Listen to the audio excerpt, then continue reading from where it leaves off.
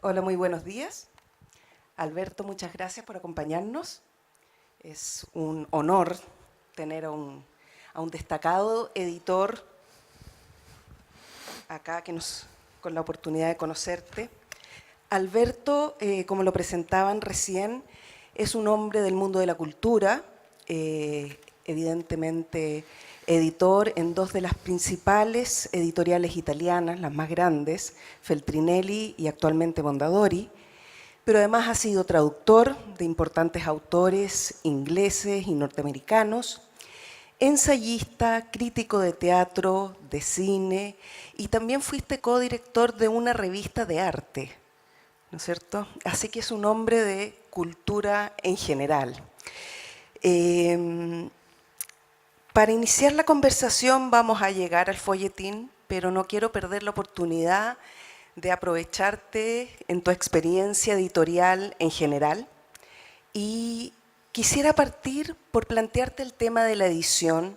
Unos días atrás en la Feria del Libro de Santiago, tú contaste sobre este momento tan especial que fue en Italia, con posterioridad a la Segunda Guerra, un momento culturalmente vibrante, una Italia que venía de la guerra, destruida, que venía del fascismo y que coincide con una conjunción de escritores fantásticos, coinciden todos estos genios que deciden actuar como editores, abrir la literatura italiana al mundo y llevar la literatura del mundo a Italia.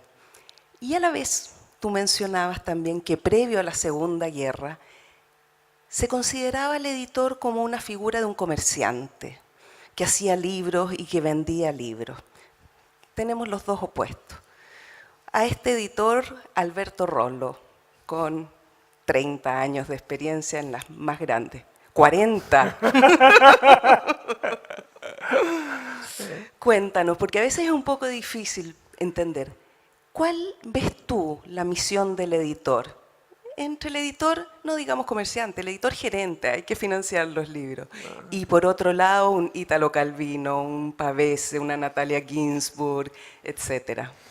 La missione dell'editore è quella di mediare La misión del il editor es la rapporto de fra mediar la relación l'immaginazione entre creativa la imaginación creativa e il lettore. y el lector. Questa è la grande, vera missione Esa es la dell'editore. gran, verdadera misión del editor. Naturalmente, l'editore è anche Naturalmente, un'impresa, el editor non è obviamente también es una empresa,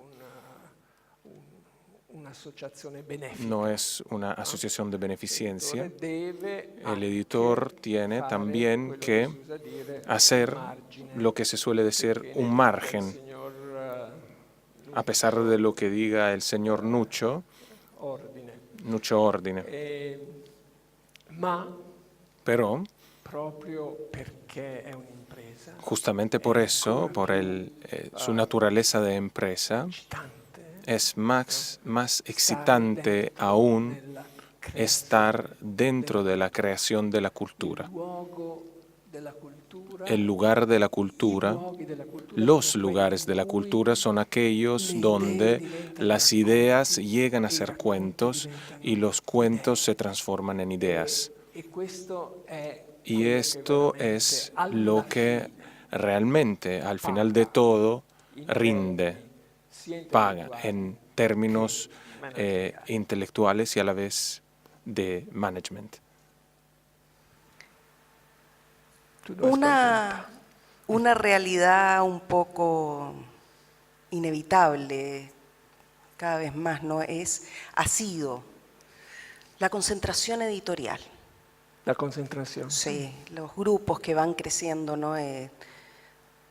Feltrinelli es enorme, Mondadori es enorme. Yo estuve durante años en el grupo Santillana, que ahora es Penguin Random House, básicamente. Y las exigencias son muchas y se han agrupado muchas editoriales bajo un paraguas y finalmente, bueno, mi opinión es que finalmente terminan por por obedecer a una línea, ¿no? La línea directiva. ¿Cómo ves tú que esto afecta al ecosistema del libro? En el sentido de que bajo un mismo paraguas editorial hay múltiples sellos y los autores pueden publicar en distintas editoriales, pero son sellos de un mismo grupo. Las librerías al final compran de las distintas editoriales, pero es el mismo grupo. Los lectores reciben multiplicidad de libros, pero al final también es del mismo. ¿Cómo afecta esto al conjunto escritor, librero, lector? Han surgido las editoriales independientes, muchísimas, en una variedad de temáticas, de mayor seriedad, menor seriedad. ¿Cómo ves tú este panorama? Otra pregunta importante, la concentración o la no concentración y cómo funciona la máquina del libro. Quizás también podemos relacionarnos al tema de nuestro encuentro. En primer lugar, concentración, es verdad, es cierto, los grandes grupos, y no es solamente una dinámica italiana, eso pasa a nivel mundial, los grandes grupos han tratado de justamente concentrar tantos imprints dentro de una misma área. Pero no es solamente de esta manera. Por ejemplo,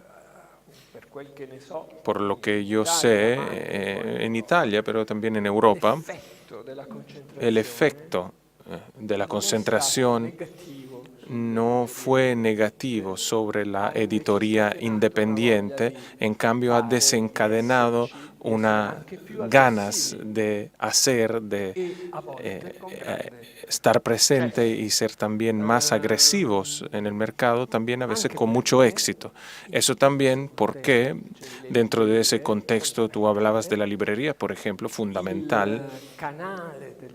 El canal de las librerías es desde 2012, que es el que más está en crisis de toda la industria editorial. Entonces, si la librería quieren sobrevivir, y por supuesto quieren sobrevivir, necesitan no solamente del grupo que manda casi sin saber qué es lo que manda la librería, tienen que poder elegir. Y eso es lo que hacen los buenos libreros, ¿no? Los buenos libreros en Italia son los que no terminan de elegir, de decir, eso está bien para mis lectores. ¿Qué cosas son esos lectores? ¿Quiénes somos cuando llegamos a ser lectores? Somos una comunidad y como todas las comunidades necesitamos grandes oportunidades de identidad, de reconocernos, no físicamente uno con el otro, sino de saber que somos parte de un mundo muy preciso, muy específico, que es el mundo de los lectores. Los libreros que han entendido ese mensaje, grupos o no grupos, concentración o no concentración, ¿no? Pueden ser librerías de cadenas de franchising relacionadas con los grupos o no, eligen, saben elegir, saben reconocer quién tienen enfrente. Y hablábamos de eso anteriormente con Andrea. Un fenómeno en Italia muy interesante es justamente el fenómeno de la graphic novel, del diseño y de la historia dibujada. Y este aspecto, vio el triunfo de una editorial que no pertenece a un grande grupo, es una editorial que se llama Bao, y que se inventó un autor realmente importante que se llama Zero Calcare. Y Zero Calcare llegó, eso demostrando que las historias son muy buenas, los dibujos excepcionales, ¿no? Él llegó a ser una star. Cuando sale un libro nuevo de él, afuera de la librería están por lo menos 400 personas esperando que le firmen el libro, porque él es simpático, porque promete lo que él da. Y aquí se abre toda la historia también del folletín y de qué es lo que está cambiando en la misma concepción de la narración, qué es lo que significa narrar en el tiempo del cómics, de las graphic novels y de las series televisivas. ¿Qué significa eso? Y aquí podríamos seguir. Entonces te voy a llevar, tenemos por un lado la concentración editorial y tenemos por otro lado un cambio enorme en el mundo del libro, en el mundo global, que no es el mundo del libro en realidad, que es este mundo digital.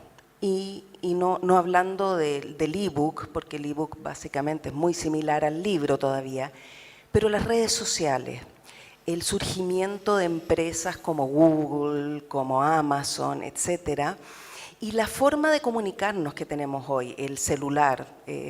Estábamos recién, una persona cuando estábamos sentados allá abajo nos decía, se escucha lo que está hablando, y él estaba hablando con un italiano que conocía a nuestro traductor aquí, y es fantástico eso, ¿no? Estamos en un mundo instantáneo, intercomunicado, y la lectura está siendo distinta.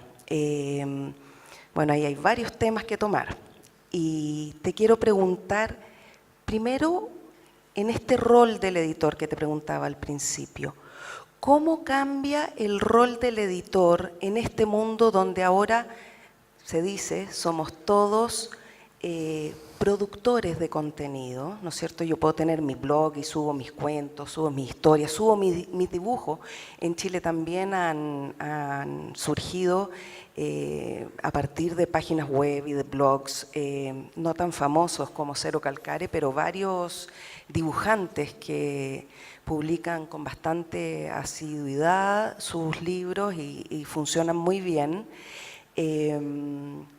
¿Cómo está el rol del editor en este mundo donde podríamos creer que esta mediación no es necesaria? ¿O sí lo es? No sé. Buena pregunta. En 2012, año crucial, todos los editores del mundo se espantaron mortalmente. Algo estaba terminando y no se entendía qué es lo que estaba comenzando.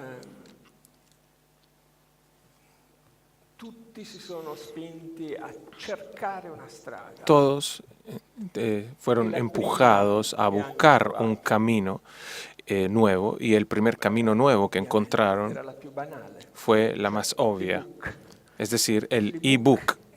El e-book es el libro traducido a lo digital. No hay nada de nuevo. En cambio, eso es lo que yo opino. A pesar de ese momento de espanto, justamente en ese momento he tenido la sensación que había sí que espantarse, pero había que espantarse como nos espantamos de una linda puesta del sol.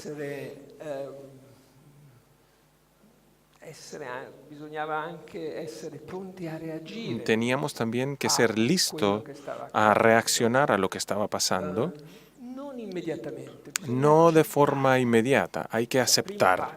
Yo creo que el primer paso es aceptar que las cosas se transforman. Nosotros estamos realmente al final de un largo proceso que dura desde hace siglos. ¿Y qué hay de mal si la tecnología nos pone enfrente a la posibilidad de usarla y no de ser usados? También desde el punto de vista editorial. ¿Podemos ser mediadores todavía en esta situación? Sí. Aquella mediación cultural, ¿no?, entre la imaginación y la lectura, el consumo, vamos a decir así, siempre la vamos a necesitar y siempre la necesitamos.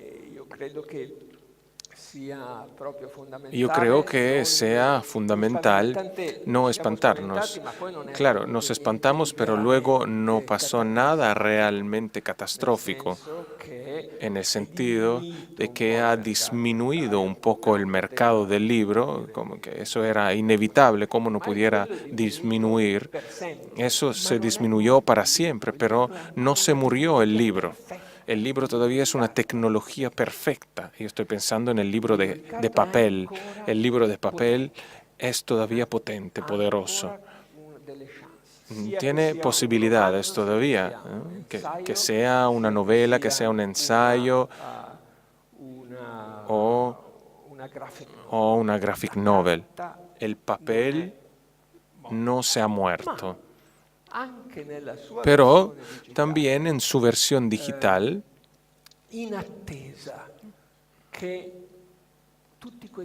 esperando que todos estos cambios nos permitan ser unos mediadores culturales creativos, no pasivos, nosotros no sabemos todavía cómo realmente podemos usar la tecnología y no ser usado por ella. No lo sabemos todavía. Pero es como el huevo de Colón. No sé si se usa aquí también esa expresión, pero un día,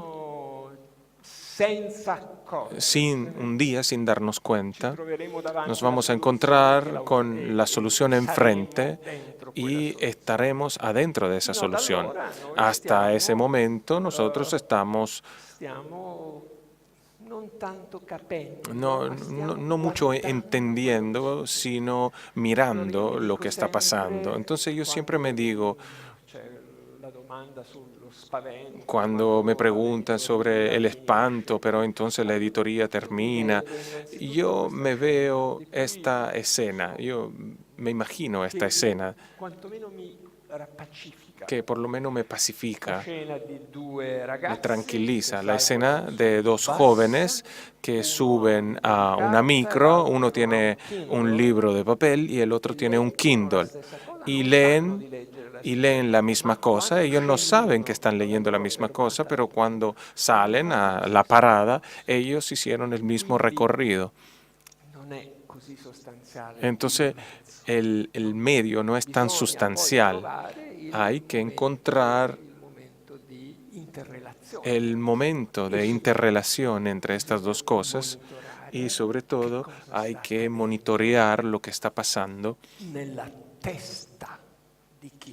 en la cabeza de lo que escriben, inventan, de los que están expuestos al fuego de la imaginación. Estos seguramente hay que prestar atención porque es un territorio peligroso. Como en todas las peleas, las luchas, hay que estar adentro de ella, hay que estar adentro del conflicto y tratar de entender cómo salir de ello con beneficios.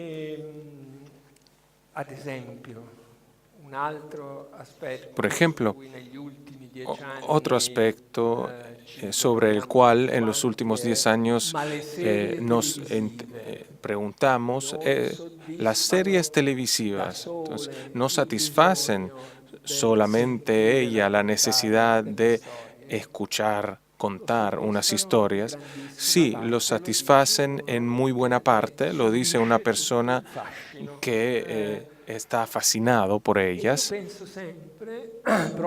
Y yo siempre pienso, pensando en mí también, que ya no soy joven, pero tengo reacciones que no son distintas de mis amigos que tienen 20 años.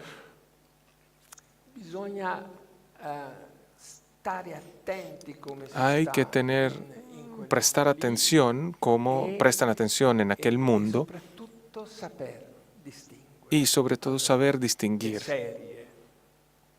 Bueno, las series son cierta cosa, una cosa.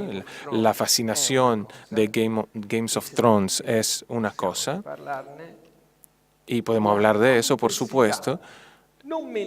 Ahora, la complejidad, que no es menos complejo de eso, pero es otra cosa totalmente. La complejidad de una gran novela, como por ejemplo las novelas de Franzen en Estados Unidos o de Foster Wallace, bueno, eso es otro género de complejidad. Habitamos dominios distintos y estamos dentro de dos áreas distintas. La lectura nos reconduce a nosotros mismos. Las historias contadas con tan grande vividez en las series tienen una tendencia a colectivizar, a salir de nosotros mismos. Tenemos necesidad de comentar, de hablar con nuestros amigos en la mesa, ¿no? Se hace también con las novelas, pero de forma distinta. En este caso, incluso es como si estuviéramos, y es una reacción muy interesante, es como si estuviéramos en la que es llamada por la producción televisiva de las series, estamos en las writing rooms, estamos nosotros adentro de ella también y queremos que ese personaje vaya en esa dirección y no en la otra. Estas son las cosas que un poco cambian. En ese mismo sentido que tú estás mencionando, se dice que la nueva literatura hoy son las series de el Breaking Bad, el mismo The Wire, Game of Thrones, etc. ¿Has notado tú que este efecto modifique el tipo de libros que estás recibiendo tú para publicar? ¿Hay una nueva generación que está escribiendo que se note fuertemente una escritura diferente, producto de esto, de la serialización? O sea, tú dices que hay que tomar cuenta, en la editoría tenemos que tomar cuenta de esa manera de contar. ¿Se puede generar incluso un producto distinto? Se puede. Volvemos un poco al folletín, ¿no? El folletín antiguo. Antiguísimo. ¿No es cierto? Dickens, no sé, Balzac, etcétera. Todos escribieron folletín. ¿Hoy tendríamos lo mismo desde otra vereda? Bueno, yo creo en primer lugar que no hay nada de realmente novedoso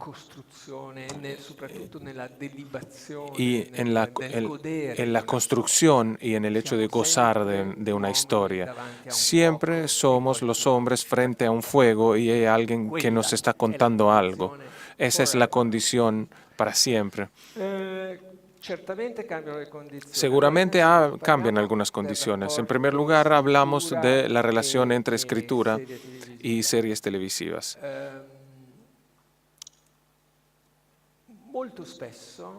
Muy a menudo, las series televisivas nacen de novelas. Game of Thrones, el autor George Martin, es un gran autor.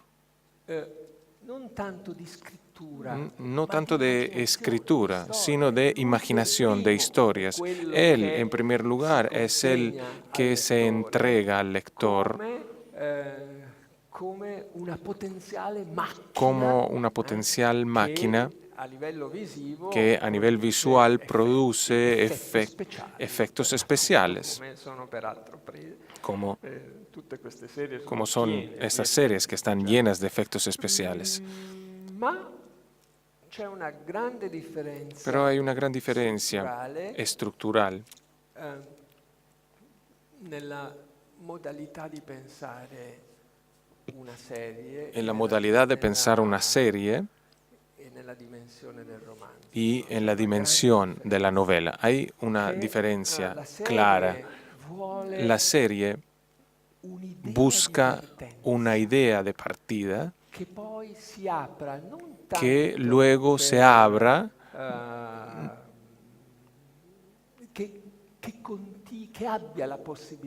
busca una idea de partida que tenga la posibilidad de continuar a extenderse por ramas y otras ramas más sin poder nunca ver el final. Al final quizás uno pone el final porque hay que quizás terminar, pero como concepto, el final no está comprendido dentro de la idea original. Uno de los grandes efectos que, por ejemplo, la serie de Game of Thrones ha tenido sobre el público es que ha espantado y perturbado y también entusiasmado. Que, por ejemplo, no hay ninguna, o mejor dicho, hay muy poca afección por la durada de un personaje muy importante. En la segunda temporada, un personaje sobre el cual teníamos muchas expectativas, ¿no? Con mucha disposición, se muere, es asesinado. Por lo que lo han visto sabe de lo que yo hablo, pero en la tercera temporada de Games of Thrones, el famoso Red Wedding, se da el famoso Red Wedding, una boda de sangre, ¿no? Nosotros llegamos a final de un capítulo, nos parece que todo vaya como debe y de repente hay una masacre. Y ahí por lo menos 5 o 6 personajes a los cuales teníamos afección, ya basta, se fueron. ¿Qué pasa después? Sucede que se abren otros caminos y son tan buenos, y es muy bueno George Martin, pero también sus productores de una serie como aquella, que siempre toman en cuenta, ¿no? Siempre tienen encendidas algunas posibilidades para continuar con la narración. Por ejemplo, hay una atención evidente hacia las figuras jóvenes. Entonces, dentro de un cuento hecho para adultos con sexo, muerte, sangre, batallas, también existe la literatura para los jóvenes. Porque todo lo que tiene que ver con los dos adolescentes, Arya Stark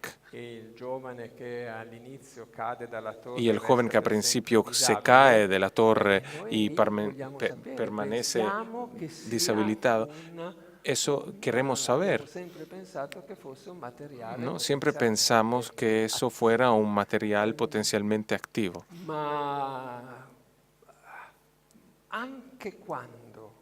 Pero también, aun cuando una serie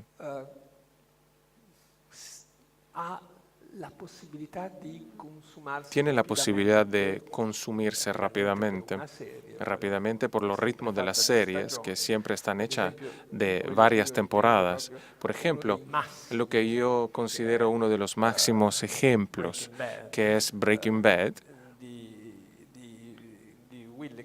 de Gilligan.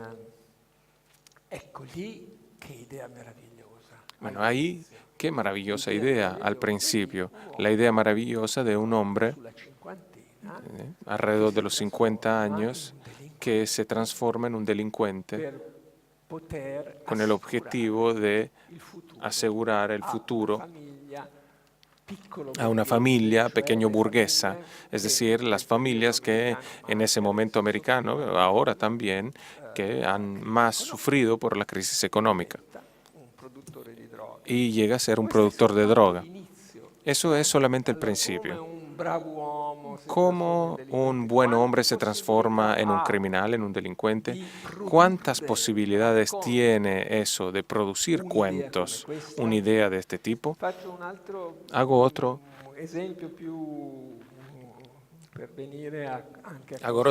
ejemplo para llegar también a cuestiones italianas que quizás en parte conocen. Gran éxito ha tenido en Italia y creo también en el mundo la serie de Gomorra, que nace de una investigación novela de Roberto Saviano.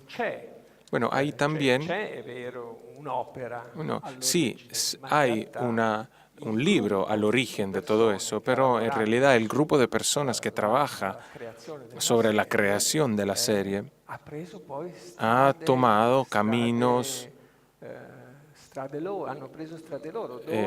propios, donde el concepto era la presencia de personajes fuertes con alta tasa de delincuencia y que podían aguantar todas las transformaciones siguientes.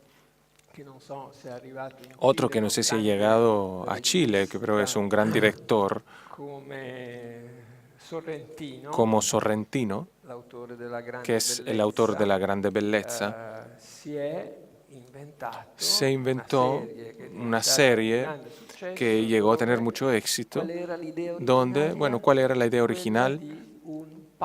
La de un papa joven, bello, seductor y atrasado desde el punto de vista de las ideas.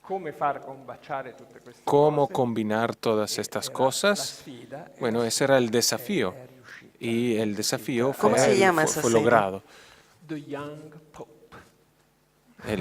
Young Pope, el Papa joven. Y salió una primera temporada y ahora va a salir una segunda, con Jude Law como protagonista.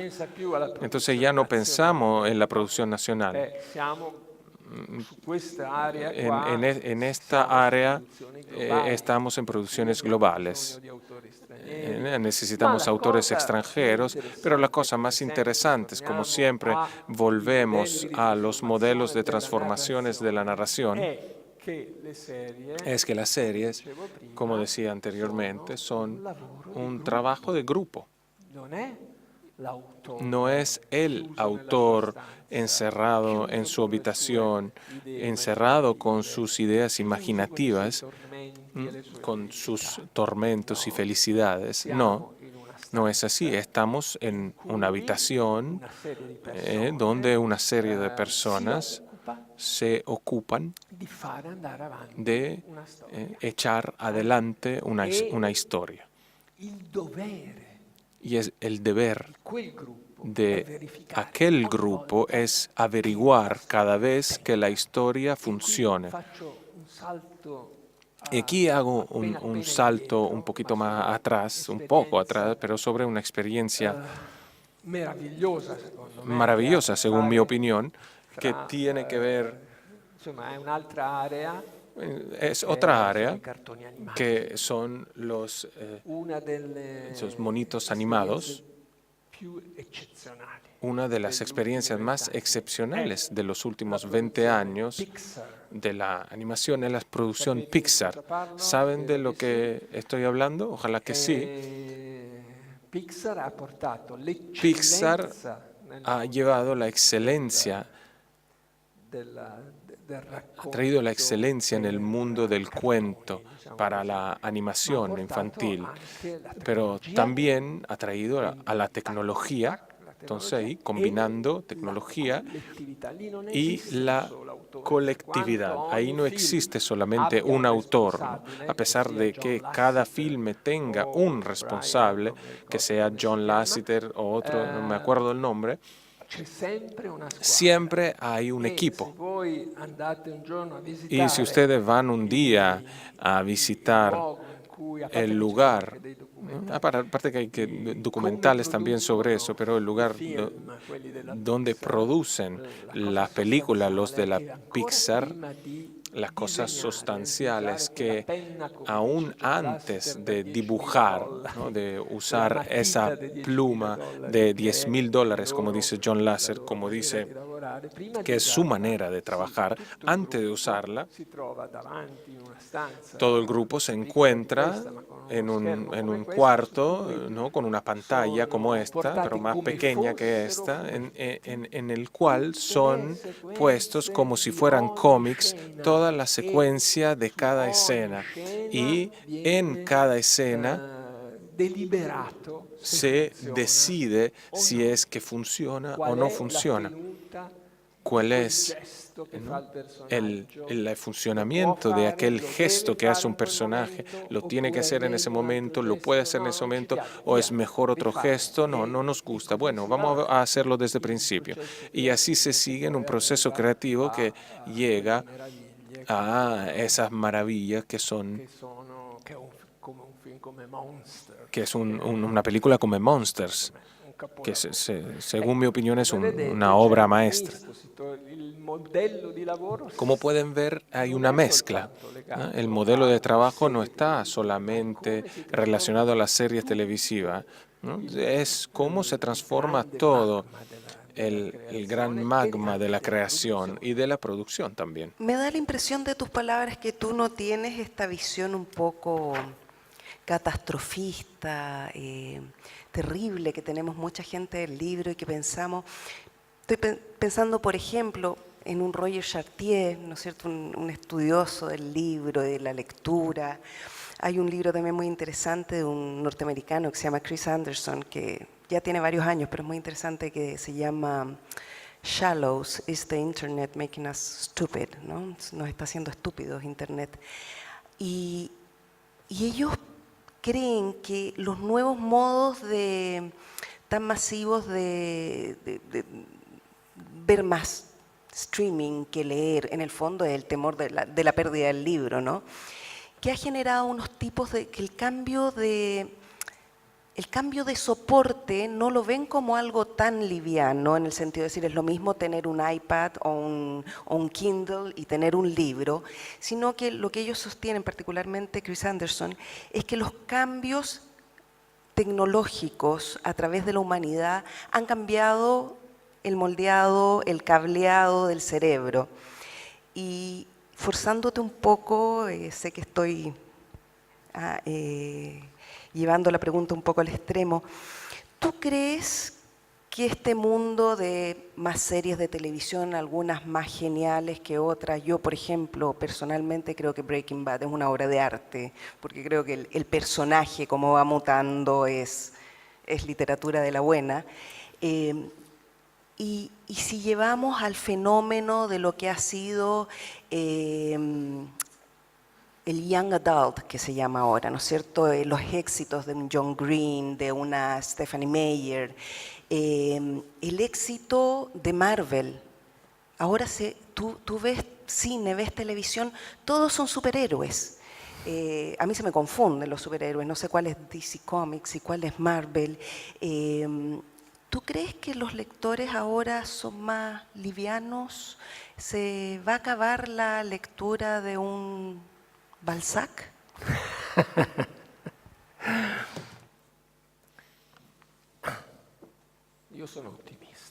Yo soy optimista.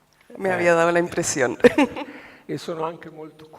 Y también soy muy curioso de lo que, siempre fui curioso de lo que el mundo me entrega mientras tanto que está pasando, ¿no? Y también el mundo editorial y estas transformaciones de las cuales hemos hablado. Es cierto, sin embargo, a pesar de que seguimos siendo lo que están alrededor del fuego, y aquella es la condición de lo que reciben una historia, cambian las modalidades. Y esto sí. No solamente eso, también cambia la cantidad. Tú decías, estamos invadidos por todos tipos de solicitaciones, que no son solamente la cantidad de producciones televisivas y de libros, también es nuestro celular. Ahí eso también está lleno de historias. Si les pasa, ¿no? Estará aquí en Chile Alessandro Baricco. Alessandro Baricco escribió un libro que se llama The Game, en el cual habla exactamente de lo que está hablando Andrea. Es decir, que nosotros estamos cambiando. ¿Pero qué es lo que está cambiando? De forma definitiva, cómo estamos puestos en el mundo. Una vez él dice en este libro, el concepto principal era la espada, el casco y el caballo. Nosotros ahora somos hombres, ¿no? Como se terminó la era de la espada, del caballo que se ha transformado, etc. Estamos sentados frente a una pantalla. Esta es la posición del hombre contemporáneo y recibimos de la pantalla todos los impulsos, los estímulos y le damos a él todos los impulsos.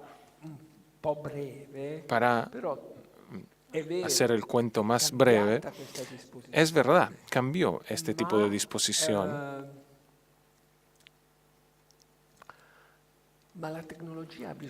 pero la tecnología nos necesita, no puede estar sola, no es mero instrumento, necesita contenidos.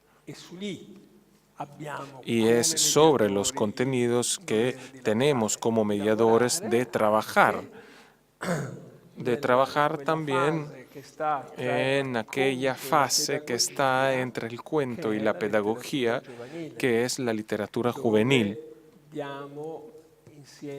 Ahí donde damos una combinación de la historia y de las herramientas para entender en qué mundo estamos y en qué mundo estábamos y continuamos a estar.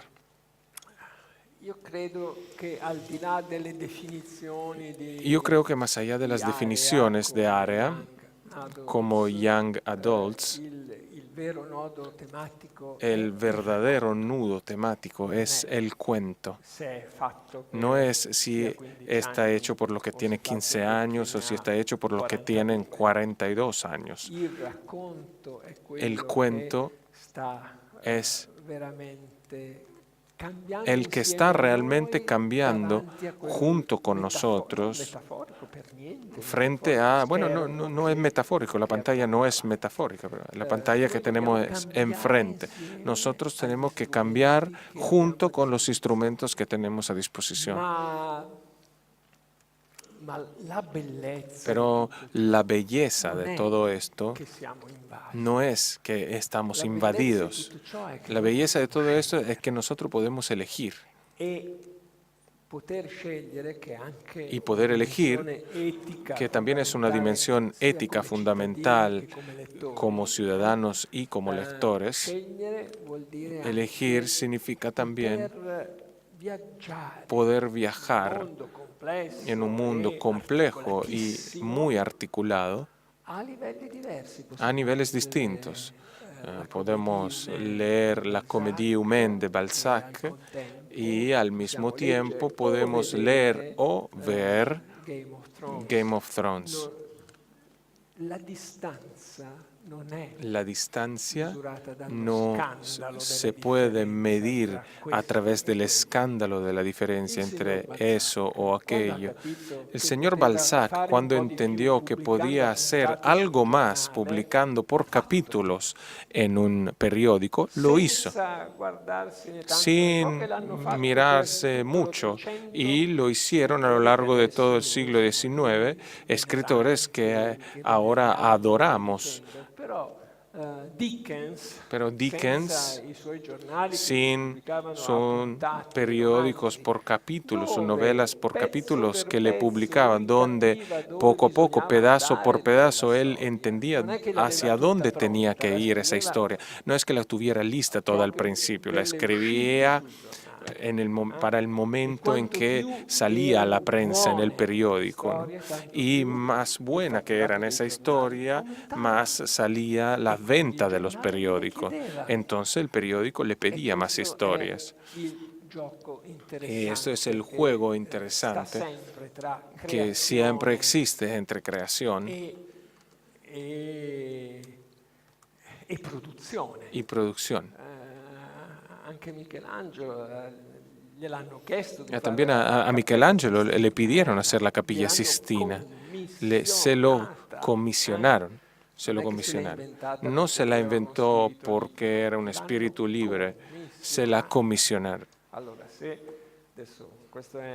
Ahora, eso es una exageración, pero esto es el juego.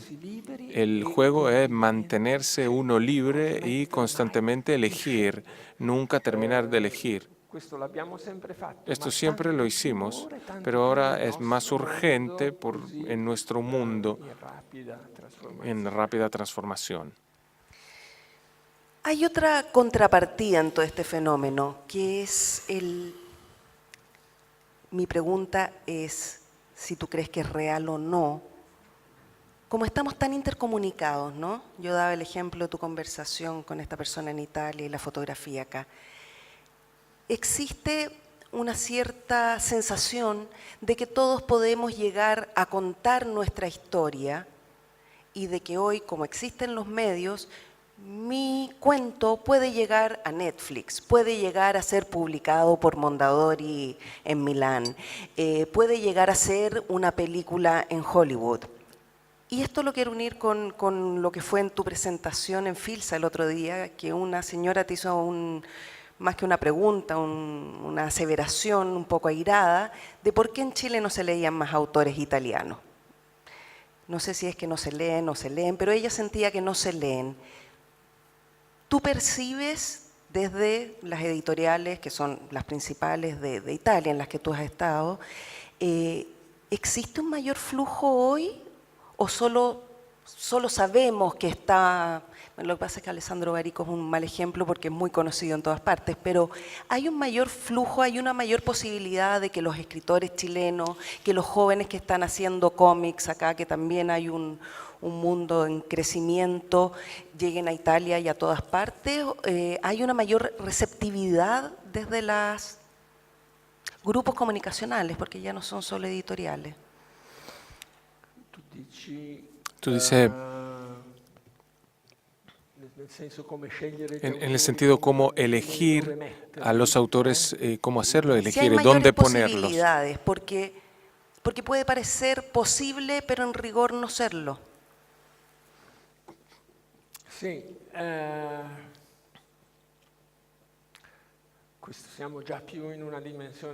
Eso estamos ya en una dimensión más concreta y de trabajo cotidiano con esta pregunta. Y es correcto.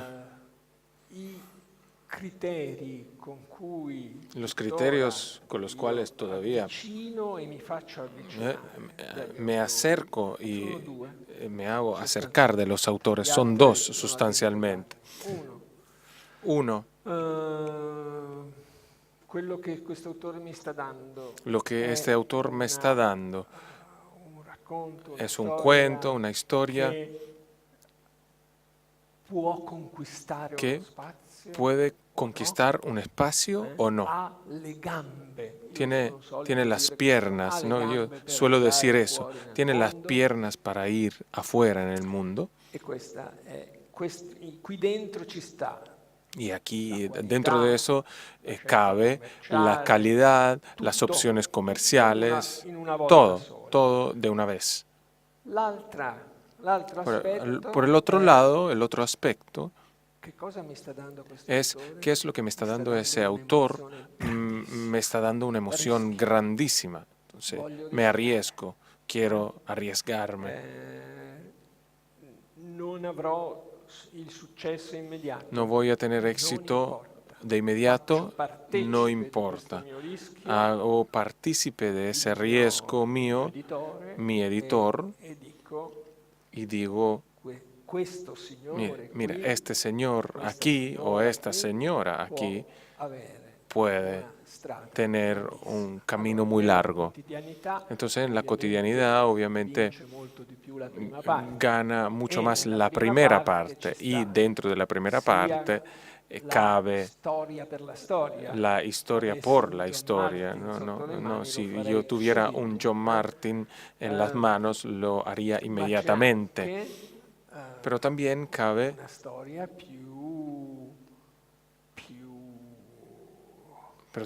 una historia más habitable, fascinante desde el punto de vista de las potencialidades, que tiene que ver más propiamente con la dimensión interior del lector. Hago un ejemplo que quizás llegará a ser o ya ha llegado a ser efectivo en Chile también. Hablamos antes de eso con Andrea. Hace 20 años, una pequeña mediana editorial publicó una novela de una señora que se llama Elena Ferrante, se llamaba El amor molesto, y tuvo algunas atenciones. Después de más de 10 años de aquella obra primera, esta Elena Ferrante, que permaneció siendo un puro nombre porque el autor no existe, entonces el autor no se ha revelado como tal, es un nombre de plume, o no se sabe, y es una maravillosa operación editorial. Publicó una tetralogía que tuvo un éxito increíble, no solamente en Italia, sino en todo el mundo. Ahora sacaron una serie que estoy seguro que llegará por todos lados. Entonces, ¿qué es lo que había en una autora como Elena Ferrante? ¿Qué es lo que había en sus páginas? Una muy bella historia familiar y de amistad femenina. Era casi como si la autora o el autor, que no sabemos quién es, hubiera elegido el momento perfecto, el personaje justo y la manera correcta de contar aquellas cosas. Bueno, después las cosas pasan según modelos que no son previsibles. Pero el éxito de una historia como esta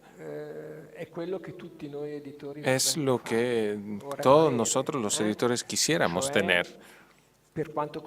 Es decir, por lo que concierne a la primera parte, ¿no? Les dije que hay dos maneras. Uno que toma en cuenta de todos los aspectos comerciales y no comerciales, la calidad y la fuerza de la historia. El segundo, apostar sobre un autor. ¿No? En esa primera parte están todos los elementos de la seducción narrativa, en la cual yo creo muchísimo si no llega a ser vulgar. A veces también estamos expuestos a la posibilidad y eventualidad de ser un poquito más vulgares.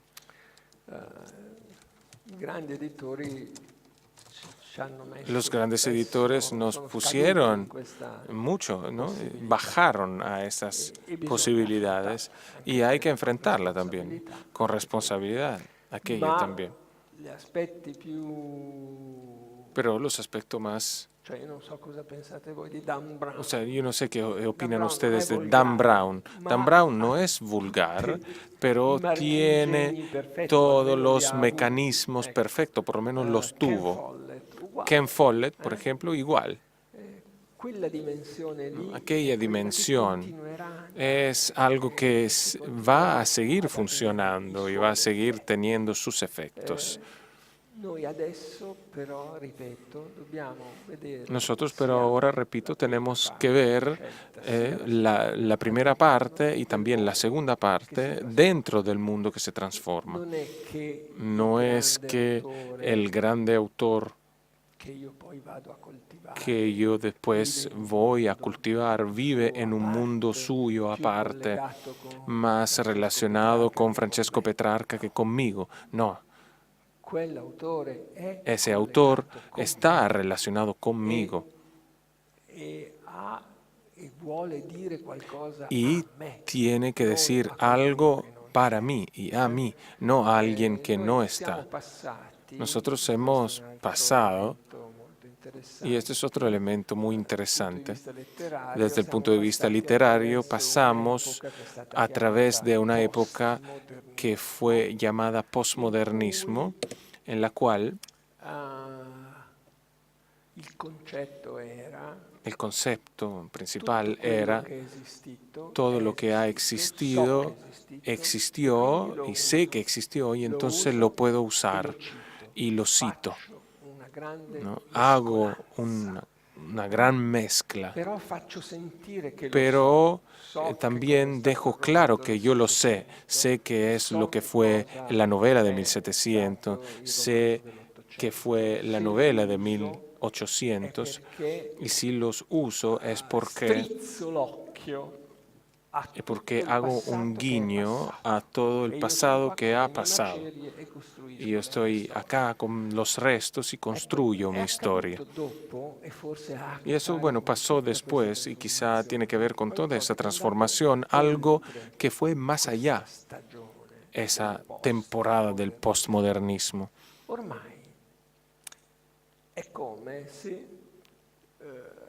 Ya a esta altura es como si no tuviéramos que tomar en cuenta que estuvo Dickens o que estuvo Shakespeare. Nosotros empezamos desde cero, pero a veces nos acordamos que la manera de narrar la historia del conflicto entre dos familias reinantes. Bueno, mira, eso fue una buena idea de William Shakespeare.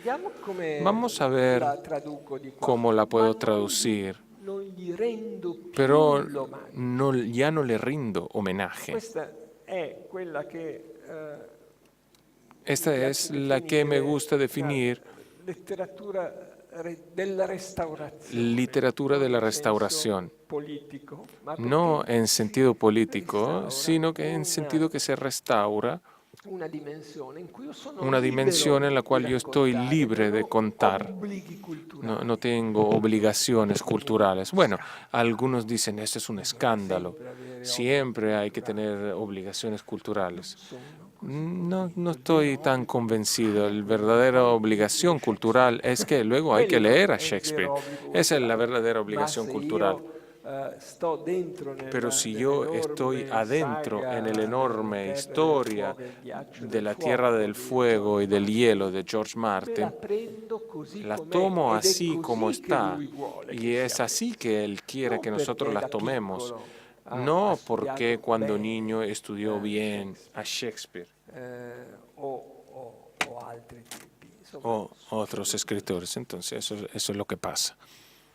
Te voy a hacer una pregunta que muero por preguntarte. ¿Has perdido un George Martin? ¿Has perdido un Dan Brown? ¿Has perdido una Elena Ferrante, o no? Es el terror de todo editor. ¿Ha pasado por tu escritorio uno de ellos? No ellos en particular, me refiero, pero... Ha perdido... Que no lo publicaste. Si no lo publicaste. ¿Estuvo en tu escritorio George Martin y no lo publicaste, por ejemplo? Se non l'avessi pubblicato? No. Si yo lo publiqué. ¿Sí? Sì. Oh, Ah, tu dici che cosa ho perso. O sea, tú dices cito qué es questi lo que yo he nomi perdido. che Cito esos però nombres, non ce li ho ¿Sí? avuti. no, pero no lo he No, tenido. ce li ho. C'è un montatore, George Martin. No, los tengo en So Mondadori, che cosa está ha George fatto. Martin, entonces pero por tu sé que, escritorio. pero por tu Pero- escritorio. ¿Por tu escritorio? Beh, no, poi gli altri no, gli altri sono un'altra cosa, ma noi siamo qua a parlare di... No, cioè, pero aquí nosotros estamos hablando de... allora, a me è successo, ti dico che cosa invece mi è successo. Se non puedo decir quello lo que non es, mi è lo que me ha successo. pasado, lo que no me ha pasado. E anni fa Años atrás mi è capitato di conoscere me pasó que conocí Sorrentino, che dicevamo. a Sorrentino, parlavamo. de cual hablábamos anteriormente. Secondo me Sí. Sorrentino Según mi è opinión, Sorrentino es un vero talentaccio. si un dice. verdadero talento, C'è talentazo. proprio un grande talento narrativo. Tiene un gran talento E narrativo. io gli ho chiesto, tu Y yo le dovresti pregunté, scrivere un romanzo. le dije, tú deberías escribir una novela. 2 anni dopo, 2 años después, y él me dijo, bueno, lo vuoi escribí. pubblicarlo? ¿Quieres publicarlo? E io sì, Ellos sí, ed è stato un grande y successo. fue un gran éxito. Poi non l'ha più fatto. Y después Pero ya no quell'episodio lo volvió a hacer, pero mi ha aquel episodio insegnato che me enseñó bisogna que osare hay que chiedere, atreverse, preguntar mettersi in quella y prospettiva ponerse en esa di perspectiva andare alla conquista de dei talenti che già esistono. conquistar a los talentos que ya existen. Questo credo di sì. Eso creo que sí. Bueno, no queda tiempo, así que no sé si hay, si alguien quiere hacer una pregunta. Quisiera preguntarle por los autores latinoamericanos en Italia.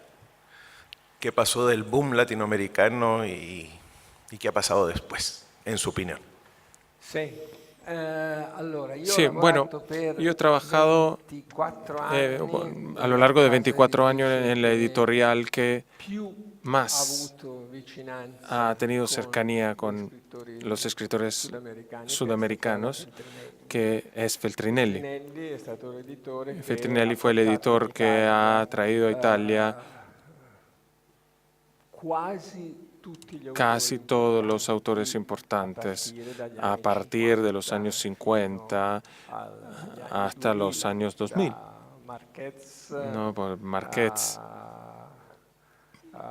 Márquez, a Riccardo Piglia, Ricardo Piglia, o fenomeni più o fenómenos commerciali más come comerciales como Isabel Allende, Marcela Serrano, Marcela Serrano. insomma il rapporto con la letteratura sudamericana La è relación stata con la literatura veramente sudamericana fue fondamentale. È stata realmente fondamentale fundamental per noi come y fue editore, fundamental è para stata nosotros anche como editores fondamentale per noi come y también lettori. para nosotros como Negli anni lectores 70, en los años 70.